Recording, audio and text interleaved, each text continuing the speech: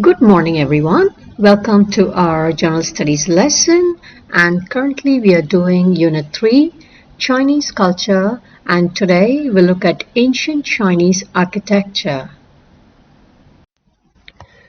Before we begin the lesson, the schedule of the day will be good work sharing. Many students have posted lovely presentation about the last homework, that is they had to prepare a Chinese meal. I congratulate all the students. Well done on your efforts, and I have posted all the works in your Google Classroom. Please look at the works. Then we'll have base learning where the teacher will introduce the Chinese architecture today, and then we'll look at ancient Chinese architecture. What are the special features in Chinese architecture, and we'll look at an example of it in Hong Kong. That's the Chi Lin Nunnery we'll look at, and followed by amazing homework by P4 students. Click on the link below and watch a video of Chi Lin Nunnery and Lanling Garden. Chi Lin Nunnery.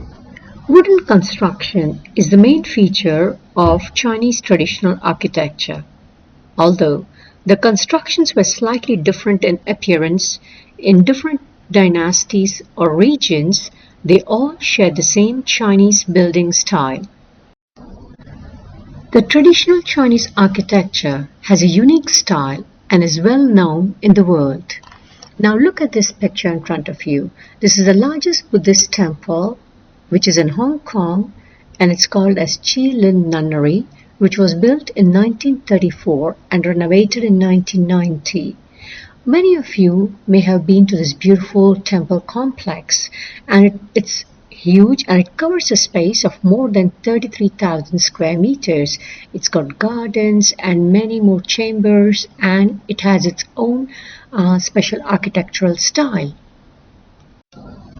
This building follows the style of Tang Dynasty traditional Chinese architecture.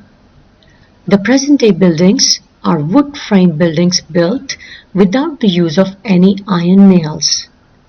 It fully demonstrates the elegant style of Chinese architectural art. In traditional Chinese architecture, a lot of wood was used to make wooden columns, and beams were used to build the roof structure. Now the rooftop was covered by tiles. You can see a closer picture of wooden columns erected on the ground. These are the structural columns which support the weight of the building. In this picture, besides the wooden columns, you can see the wooden beams built on the columns. They are like a frame for the building, a foundation. This is another closer look at the columns built on the beams. Besides using wood for the columns and the pillars, the rooftops were covered by tiles. Now, as you can see in the picture, that the tiles are given a slanting shape. It's called a pagoda style architecture. Now, many of us, we learned in our past lessons why the roofs have a slanting shape, why the shape is like this, and you should be able to tell. Take a closer look at the picture. It says assembled by wooden interlock system. Now, during traditional Chinese times, these buildings were very massive in size, and the entire buildings were built in such a way that no nails were used. Isn't that amazing? So these are nail-less structures, and they used a wooden interlock system. So no iron nails to build the structure. Just look at the arrow that's pointing towards the whole structure, which like a wooden structure which interlocks with other wood, and it holds the entire building in place.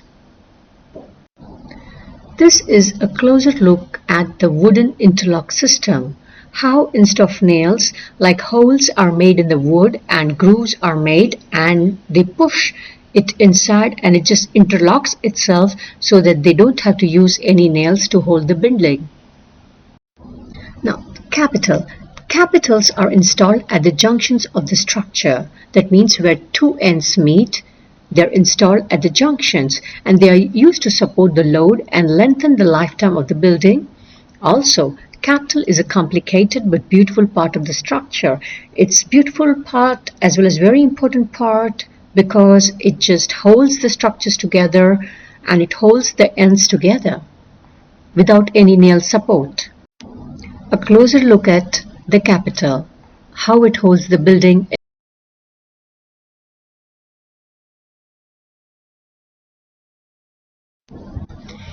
Eaves and rooftop.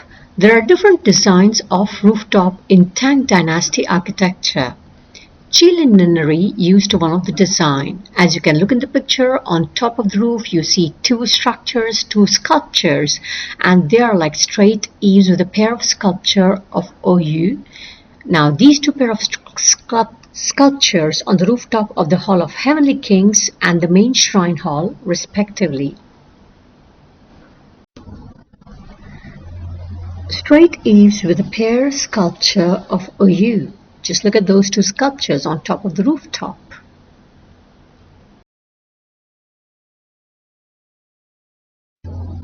This is the main shrine hall in Jilin Nunnery. Main shrine is a place where the main deity or the most important god is kept. And as you can see on the rooftop, you have the eaves, two sculptures on the rooftop. Besides the traditional architectural style in many old Chinese buildings, you can even find many handmade decorations. Now, about 80,000 parts of the structure are handmade. Incredible. Just look at the pictures on your left. All the designs that you see, the wheel, the flower wheel, and the lantern, and those flower patterns on the rooftop, on the tiles, they are all handmade designs. A handmade lantern and the floral design. Again, another handmade decoration. In the center you see that's the lotus root and the flower blossoming. It could be a lotus flower. Handmade decorations on the tiles, on the wooden beam.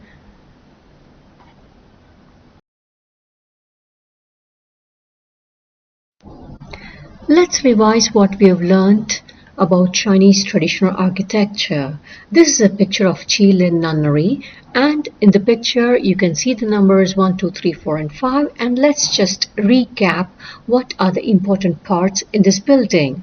Now let's look at number 2, which is right in front of us, and this is you can say it's like the main gateway or main entrance to the main shrine hall, and you can see the columns and you can see the beam on top. Now look at number 5. Number 5, you can see the tiles on the roof which are very slanting. Number 4, I would say capital, which is holding the entire structure without nails. Number 3, eaves on the rooftop and the sculpture that you can see on the roof of the main shrine building. And number 1 will be wooden beams, columns. Jilin Nunnery is a place to practice and pray to Buddha. So remember, when you go there, you need to visit the place and have an attitude with appreciation and love. Do not damage the appearance, make noise, shout out. You should maintain silence because it's a place to practice and pray to Buddha.